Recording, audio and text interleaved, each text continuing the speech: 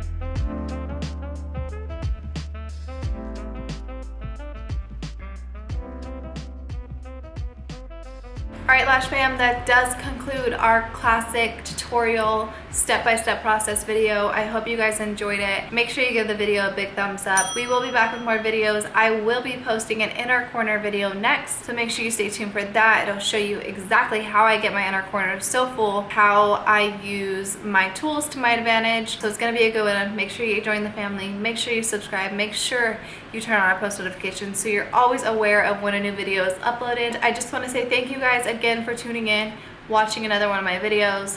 I can't believe how many people are interested in this, so I love you guys.